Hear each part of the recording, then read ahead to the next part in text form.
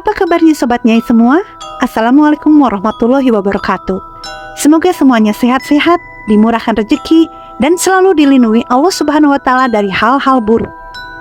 Pada malam ini Nyai akan mengisahkan sebuah pengalaman yang sangat horor dan ekstrim ketika berjaga sip malam di sebuah pabrik karet yang terkenal angker. Bagi Sobat Nyai, jangan lupa klik tombol subscribe dan nyalakan lonceng notifikasinya agar Sobat Nyai tidak ketinggalan kisah-kisah menarik lainnya. Oke Sobat Nyai, kita masuk ke dalam kisahnya. Kisah ini terjadi beberapa tahun lalu. Saat itu aku sudah menikah dan anakku duduk di kelas 3 SD. Aku bekerja sebagai sopir angkot beberapa tahun lamanya. Sampai suatu waktu majikanku tiba-tiba bangkrut dan aku berhenti kerja. Aku mencoba melamar pekerjaan ke beberapa tempat, tapi belum juga aku dapatkan pekerjaan sama sekali. Sampai suatu hari temanku menyarankan aku untuk bekerja ke sebuah pabrik karet. Pabrik ini merupakan pabrik pengolahan getah karet yang masih termasuk BUMN. Menurut temanku, di sana masih ada lowongan pekerjaan untuk menjadi satpam malam. Waktu itu bertepatan 3 hari terakhir bulan Ramadan. Aku yang waktu itu sangat membutuhkan pekerjaan langsung menyiapkan surat lamaran dan melamar ke perkebunan karet tersebut. Singkat cerita, aku menuju ke pabrik karena letak kantor itu berdekatan dengan lahan pabrik karet itu. Aku pun memasukkan lamaran dan yang menerima saat itu menyuruhku menunggu telepon dari pihak kantor diterima atau tidaknya di pabrik tersebut. Singkatnya, pas banget malam takbiran, aku dapat telepon. Ketika aku angkat, ternyata yang menelpon dari orang pabrik di mana aku memasukkan lamaran. Kabar gembiranya, aku diterima jadi satpam dan harus mulai bekerja 1 hari setelah lebaran. Aku pun setuju, karena saat lebaran aku gak kemana-mana, sebab keluargaku dan keluarga istriku tinggal di kampung yang sama. Di hari pertama aku bekerja, aku kebagian shift malam. Aku berangkat ke pabrik setelah sholat Isya, karena pekerjaan dimulai jam 9 menggantikan yang jaga dari siang. Lokasi pabrik dari rumahku tidak begitu jauh, sekitar setengah jam perjalanan dengan mengendarai motor. Aku langsung bertemu dengan Mang Jaja yang merupakan satpam juga. Lalu Mang Jaja pun kala itu langsung membawaku ke pos jaga yang letaknya tepat berada di tengah-tengah pabrik. Pabrik itu terdiri dari beberapa tempat. Ada tempat pengolahan getah karet yang baru datang dari kebun, ada tempat pengasapan, ada pula tempat pengepakan. Aku diajak berkeliling meninjau lokasi-lokasi yang akan aku jaga malam itu. Malam pertama aku berjaga, aku tak mendapatkan hal-hal aneh sama sekali. Hanya mendengar sesekali suara-suara saja. Itu pun tidak terlalu aku pedulikan, karena aku pikir mungkin suara binatang-binatang malam. Sampai akhirnya aku pun tertidur dan terbangun ketika azan subuh. Aku menunggu pagi sampai Mang Jaja datang menggantikanku. Hari kedua, karena sudah paham apa yang harus kulakukan, aku merasa lebih santai. Jam 8:30 malam, aku segera berangkat ke tempat kerja. Sebelum berangkat kerja tadi, aku mendapat telepon dari Mang Jaja kalau dia pulang lebih dulu. Waktu itu aku datang ke pabrik tepat jam 9 malam. Aku pun terheran. Apa udah pada mulai masuk kerja ya, pikirku. Masa orang lain masih libur lebaran, di pabrik udah pada kerja aja. Karena aku melihat banyak para pekerja walaupun belum masuk ke area pabrik. Aku langsung menuju tempat parkir kendaraan karyawan. Setelah memarkirkan motor, aku berjalan kaki sambil bersiul-siul. Kunci pintu ruang jaga aku punya sendiri. Aku pun berjalan melewati tumpukan potongan-potongan kayu yang digunakan sebagai bahan bakar di tempat pengasapan. Aku berhenti karena aku melihat seorang kakek tua sedang membelah kayu. Suara kapak besar terus diayun-ayunkan membelah kayu sepotong demi sepotong. Aku pun mendekat. "Mang, masih kerja aja motongin kayu jam segini?" Tetapi kakek tua itu yang mengenakan kaos putih dengan celana kolor hitam pendek seperti tidak mendengar atau tidak mau dengar. Tak memperdulikan pertanyaanku. "Mang, kok ditanya diem baik?" ucapku sambil berlalu meninggalkannya. Aku kembali berjalan. Sebelum menuju ke pos jaga, aku memilih untuk melihat aktivitas karyawan di dalam pabrik pengolahan yang dimana ketika malam hari getah-getah karet itu setelah dipadatkan digiling menjadi lembaran-lembaran. Aku pun menengok masuk ke dalam pabrik pengolahan. Aku merasa heran, kok bisa sih mereka bekerja dengan penerangan segini? Memang kelihatan ya, gumamku. Jadi lampu di dalam pabrik itu tidak menyala semua, cuma lampu tengah saja yang membuat suasana di dalam pabrik itu suram. Aku terus memperhatikan dari gerbang pintu masuk ke ruangan pengolahan. Aku melihat ada sekitar 20 orang laki-laki dan perempuan begitu husu dan tekun dengan pekerjaan mereka. Aku perhatikan tak ada seorang pun yang bicara. Ketika aku menoleh ke sudut bagian kanan, di situ ada orang yang duduk menghadap meja seperti sedang menulis sesuatu. Oh, mungkin itu Pak Mandornya. Hebat banget ya di sini bekerja fokus dan gak ada yang ngobrol sama sekali, pikirku. Aku pun berbalik kembali dan berjalan langsung mengecek ke kamar asap. Di kamar asap ini bangunannya terdiri dari 2 lantai. Lantai dasar terdiri dari tungku-tungku, sedangkan lantai 2 adalah kamar-kamar asap, di mana di dalamnya karet-karet lembaran dimasukkan sebagai proses pengeringan. Aku melihat ada 2 orang laki-laki kekar tanpa mengenakan pakaian atasan dan hanya memakai celana pendek. Mereka memasukkan potongan-potongan kayu bakar ke dalam oven yang menyala begitu besar. Dan asap dari oven itulah yang menjadi sumber pengasapan ke kamar-kamar asap. Ketika aku sedang fokus melihat para karyawan yang sedang bekerja itu, seorang lelaki yang tengah memasukkan kayu bakar sepintas melirik dan menatap dingin ke arahku. Tatapannya kok gitu amat sih, baru aja ketemu. Kenal juga kagak, batinku. Aku kembali berbalik dan langsung menuju ke ruang jaga tempatku bekerja. Aku duduk di sana sambil merokok. Ketika tiba-tiba terdengar suara seperti orang yang sedang memukul tembok. Lagi pada ngapain ya? Oh, mungkin dari lokasi yang direhab sampai lembur kayak gini, pikirku. Karena memang ada suatu ruangan di atas yang lagi direhab. Aku kembali terdiam. Ketika aku terdiam, aku baru tersadar. Kok ini ada yang aneh ya? Bentar. Kenapa orang-orang yang ada di pabrik pengolahan tadi kok pakaiannya kayak orang-orang zaman dulu? Aku baru sadar, padahal ketika di pabrik pengolahan aku memperhatikan apa yang dipakai mereka itu normal-normal saja. Namun ketika aku sudah di pos lagi duduk merenung, aku baru ngeh dengan pakaian yang mereka kenakan. Itu seperti orang-orang zaman dulu, yang perempuan pakai kebaya dan bawahannya pakai samping. Begitu juga yang laki-laki, kemeja lusuh yang mereka gunakan. Kok pakaian mereka kayak gitu? Apa memang pakaian wajibnya seperti itu? Aku masih terheran. Untung saja satpam tak harus pakai pakaian jawara. Saat aku masih termenung, aku mendengar suara derap langkah kaki seperti anak pramuka yang sedang baris berbaris dari kejauhan. Suara apa lagi? Kayak orang lagi baris. Aku pun masih terdiam. Sampai tiba-tiba tepat di depan ruang jaga, aku melihat 2 baris laki-laki berjalan berbaris layaknya tentara dan memang berpakaian seperti tentara. Hanya saja pakaian yang dikenakan seperti pakaian para tentara zaman penjajahan. Mereka berjalan berbaris membawa senjata yang jumlahnya lebih dari 20 orang. Aku melongo dan mulutku ternganga melihat tentara berbaris rapi tepat di depan ruang jaga. Aku langsung berdiri keluar memperhatikan mereka dengan berdiri di pintu jaga. Baru tahu kalau di pabrik ini ada keamanan yang bersenjata, tapi kok pakaiannya kayak company.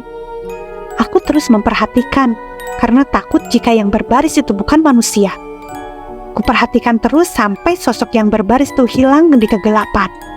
Hanya tinggal derap langkah kakinya saja yang masih terdengar. Akhirnya aku kembali masuk ke ruangan jaga. Lama-lama kok pabrik ini makin aneh. Yang punya siapa sih? Kok seleranya gini-gini amat? Protesku. Dari mulai pakaian karyawan sampai tentara company. Aku gak habis pikir. Pemilik perusahaan punya selera jadul seperti itu. Malam semakin larut. Saat itu tepat jam 12 malam. Aku pun berinisiatif untuk berkeliling kembali. Sekalian mau minta air panas ke orang-orang yang bekerja merehab di lantai atas. Aku keluar sambil membawa gelas yang sudah diisi serbuk kopi dan gula. Saat berjalan, aku berpapasan dengan 2 orang yang sedang memikul lembaran karet basah. "Mang," sapaku. Aku heran, orang yang ditanya tak jawab seperti tidak memperdulikan. Sampai aku jadi ngedumel sendiri. Sebel sekali dengan orang-orang di sini karena bersikap sombong. Aku pun lanjut berjalan di sela-sela bangunan dan berjalan ke arah tembokan yang berupa tangga naik ke atas, menaiki satu persatu anak tangga yang langsung menuju ke sebuah bangunan yang sedang direhab. Gelap banget, gak pakai penerangan sama sekali. Aku pun tercengang, kok bisa membangun bangunan ini tanpa penerangan? Terlihat ada orang yang sedang mengaduk semen dan mengangkut pasir. Aku berjalan mendekati mereka. Namun ketika melintas ke lorong bangunan yang sedang direhab, aku merasa tiba-tiba bulu kuduku berdiri. Lalu terdengar seperti lori yang didorong dari arah belakangku. Sontak aku menoleh. Ternyata ada lelaki yang mendorong roda seperti angkong membawa pasir. Aku pun menyingkir ke samping ketika orang itu lewat tepat di depanku. Aku langsung mencium aroma bau busuk yang teramat sangat dari lelaki yang mendorong roda itu. Refleks kututup hidung dan mulutku. Orang itu tidak menoleh sedikit pun kepadaku. Setelah orang itu menunjuk ke bangunan yang direhab, dia menjatuhkan pasir dari lori. Aku mendekat walau dalam hatiku ragu. Perasaanku tak enak, tapi aku tak terlalu memperdulikan. Aku terus berjalan mendekat. Melihat orang-orang, ada yang lagi ngaduk, neplok semen, dan berbagai aktivitas seperti kuli bangunan pada umumnya. Aku pun sedikit keder mau bertanya ke siapa mau meminta air panas. Mang, boleh minta air nggak?" Tetap seperti biasa, ucapanku tak dipedulikan sama sekali. Aku pun berjalan kembali masuk ke ruangan yang sedang direhab itu. Begitu masuk, ruangan terasa lebih gelap lagi. Aku merinding di sekujur tubuhku.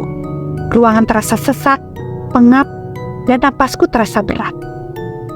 Jantungku bergemuruh tak menentu. Terasa resah, gelisah tanpa sebab. Aku tak mengerti apa yang kurasakan dan kualami saat itu. Aku pun terus berjalan ke dalam. Di sudut kiri ada orang yang sedang meneplok semen ke dalam dinding. Lalu pandanganku tertuju pada pria setengah baya yang sedang berjongkok, sedang memasang bata. Satu demi satu bata dipasang. Aku mendekat ke orang yang sedang jongkok itu. Ketika tiba di belakang orang itu, aku pun bertanya, "Mang, ada termos nggak, Mang? Mau minta air panas buat kopi." Orang itu tak menjawab, tetap fokus pada pekerjaannya. "Mang, minta air panas, Mang." Orang itu tetap diam, sampai ketiga kalinya, "Mang, minta air panas dikit lah buat nyeduh kopi." Lalu orang itu tanpa menoleh dan melirik langsung menggerakkan tangannya menunjuk ke arah sudut. Aku pun menoleh ke arah yang ditunjuk. Aku melihat ada termos di situ bersama beberapa makanan dan gelas yang masih terbalik. "Oh iya, Mang, makasih," ucapku sambil langsung berjalan ke arah termos. Kubuka termos sambil jongkok kutuangkan air dalam termos. Posisiku membelakangi orang yang tadi kutanya. Tiba-tiba dia berkata, "Jangan dihabisin airnya." "Iya, Mang, dikit kok, cuman segelas," ucapku sambil lanjut mengaduk kopi. Tiba-tiba bulu kuduku kembali merinding. Aku pun bermaksud mengobrol dengan orang itu dan bertanya, "Mang, kok bisa kerja sambil gelap-gelapan begini? Memang sudah biasa ya, Mang?" Dia pun tak menjawab pertanyaanku. "Mang, khusus amat sih, Mang." Namun ketika aku selesai mengaduk kopi, aku menoleh ke arah orang tadi. Dan si orang itu sudah tidak ada. Kemana orang tadi? Aku pun berdiri celingak-celinguk mencari orang tadi. Aku masuk ke ruangan yang tadi ada orang yang sedang meneplok semen. Orang itu pun tidak ada. Aku berdiri mematung terheran-heran. Kemana mereka pergi? Karena aku pun tak mendengar langkah mereka pergi. Mereka menghilang begitu saja. Aku pun berjalan bermaksud kembali ke pos jaga. Tangan kiriku memegang kopi dan tangan kananku membawa senter yang cahayanya tak begitu terang. Ketika aku sedang berjalan keluar dari ruangan itu, entah kenapa langkah kakiku terasa berat. Dan ketika aku keluar dari ruangan itu, terdengar suara di belakangku. "Kang, ini gak dibawa, Kang." "Apa, Mang?" Aku pun sontak menoleh. Dan ketika menoleh, astagfirullahaladzim, aku melihat di hadapanku berdiri 4 orang laki-laki berpenampilan mengerikan dengan tubuh yang tak lengkap. Beberapa detik aku terpaku dan menatap orang tersebut dengan mulut menganga tanpa bisa mengeluarkan suara. Ketika kesadaranku hinggap kembali, aku langsung berteriak ketakutan berbalik lari dari tempat itu. Aku berlari sambil terus berteriak. Saat aku sedang berlari di lorong bangunan itu, aku melihat kembali roda yang berisi pasir didorong seseorang dari arah depan. Namun, ketika aku hendak berbelok, orang yang membawa roda semakin cepat berlari dan menabrak tubuhku. Tapi anehnya, saat aku menjerit bertabrakan dengan roda dan orang yang mendorong itu menembus tubuhku begitu saja. Aku sontak terdiam. Namun ketika aku menoleh, orang itu berhenti dan berbalik dengan wajah yang begitu menakutkan. Matanya hitam menatap marah padaku. Aku yang sudah hampir mati ketakutan terus berlari ke bawah menuju pos jaga. Dari kejauhan aku melihat 2 laki-laki yang memikul lembaran-lembaran karet basah. Aku berteriak meminta tolong. Namun ketika aku tepat berada beberapa meter di hadapan mereka, aku langsung berbelok ke kiri pontang-panting karena ketakutan. Kedua orang tadi sama menakutkannya dengan orang-orang yang tadi kulihat di lokasi yang sedang direhab. Aku berlari dan terus berlari sampai akhirnya aku sampai di depan ruang produksi. Aku bermaksud masuk ke dalam meminta pertolongan ke orang-orang yang di sana. Namun ketika aku berlari masuk, tiba-tiba lampu padam seketika. Aku pun berteriak dari pintu ruang produksi. "Bu, Pak, tolong saya, Pak." Namun tiba-tiba lampu yang padam kembali menyala. Aku melongo terpaku. 20 orang laki-laki dan 20 orang perempuan yang berpakaian layaknya di zaman penjajahan, semuanya berkumpul di tengah-tengah menatapku dengan wajah dan bentuk tubuh yang hancur serta menyeramkan. Mereka melambai-lambaikan tangannya ke arahku. Tak ayal lagi, aku berbalik dan lari menjauh dari orang-orang di ruang produksi yang menyeramkan itu. Aku terus berlari sambil berteriak sekuat tenaga. Aku teringat akan lelaki tua yang tadi kutemui sewaktu baru datang sedang memotong kayu bakar. Aku berlari ke sana untuk meminta tolong. Ketika sampai di sana, si lelaki tua sudah bersama 2 orang yang ada di tempat pembakaran kayu bakar di kamar asap. Semua sedang memotong kayu. Aku pun berteriak. Namun ketika 3 orang itu berhenti memotong kayu, mereka masih memegang kapak berbalik ke arahku. Aku mematu. Tubuhku tak bisa digerakkan. Lidahku keluh, bibirku terkunci, mataku hanya bisa melotot dan tubuhku bergetar ketakutan. Ketiga orang itu berjalan mendekat, menenteng kapak besar berlumuran darah dengan sorot mata merah menakutkan, berjalan semakin mendekat. Dan ketika lelaki tua itu mengayunkan kapaknya ke arahku, seketika itu pula penglihatanku gelap dan aku pun pingsan. Sampai beberapa lama kemudian, aku pingsan dan tergeletak di atas jalanan di depan pabrik pengolahan di tempat pemotongan kayu bakar. Aku terbangun karena samar-samar terdengar suara Mang Jaja dan orang-orang yang memanggil-manggil namaku. Ketika aku membuka mata, aku sudah dikerumuni beberapa orang termasuk Mang Jaja. Aku perlahan berdiri memastikan apa yang aku lihat adalah manusia. Ketika aku yakin mereka adalah manusia, aku memeluk Mang Jaja dengan ketakutan. Lalu Mang Jaja berusaha menenangkanku. Aku terus berteriak seperti ada sosok yang merasuki tubuhku. Mataku terbelalak dan mendelik, menggeram-geram menatap ke arah mereka semua. Orang-orang pun menyingkir ketakutan. Mang Jaja yang sadar kalau ada yang aneh denganku segera meminta seorang karyawan yang ada di dekatnya memanggil Ustadz yang kebetulan tinggalnya tak jauh dari lokasi pabrik. Tak lama Pak Ustadz yang bernama Ustadz Ujang pun datang. "Ada apa ini?" ucap Pak Ustadz. "Pak Ustadz, ini Pak, si Junaidi karyawan baru tiba-tiba kayak gini." Mulai lagi. coba ambil air putih." Ustadz Ujang pun memegang kepalaku yang meronta-ronta dan meminta Mang Jaja beserta orang-orang untuk memegang tubuhku. Aku pun pingsan tak sadarkan diri. Lalu aku dibawa ke pos jaga. Ketika sudah sampai di pos jaga, aku kembali siuman setelah diperciki air oleh Ustadz Ujang. Mang Jaja dan Ustadz Ujang sudah ada di depanku. "Mang, saya di mana, Mang? Setan, setan, Mang!" Mulutku terus nyerocos. Pak Ustadz berusaha menenangkanku. "Tenang, tenang dulu, minum airnya." Aku pun meminum air yang disodorkan dan beberapa saat kemudian aku pun merasa lebih tenang. Aku ditanya apa yang terjadi dan aku pun bercerita apa yang kulihat dan kualami semalam hingga aku pingsan. Setelah mendengar cerita seperti itu, Mang Jaja dan Pak Ustadz malah tertawa di depanku.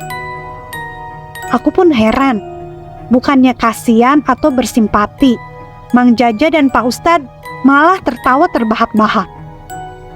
"Jun, kirain teh apa? Kamu juga sih, semalam kan masih libur, tidak ada yang kerja. Baru hari ini orang-orang masuk kerja. Ya kamu ini yang salah. Dan perlu kamu tahu, Jun, bukan kamu aja yang ngalamin kayak gini. Nih, saya juga pernah. Waktu pertama kali kerja malam, aku juga ngalamin hal yang sama dengan apa yang kamu alami. Ya nggak, Taj?" Ucap Mang Jaja sambil melirik ke arah Ustadz Ujang. Ustadz Ujang hanya tersenyum lalu berkata, "Jun, yang kamu temui semalam itu mantan karyawan-karyawan di sini yang puluhan tahun lalu mati di lokasi pabrik. Dan korin-korinnya jadi penghuni di pabrik-pabrik ini. Perlu kamu ketahui, Jun, pabrik ini sudah beroperasi sejak zaman kolonial dulu. Gak usah aneh kalau ketemu sama yang begitu. Tenang aja, anggap mereka nggak ada." Aku baru paham, ternyata orang-orang itu memang karyawan. Hanya saja karyawan siluman di perkebunan.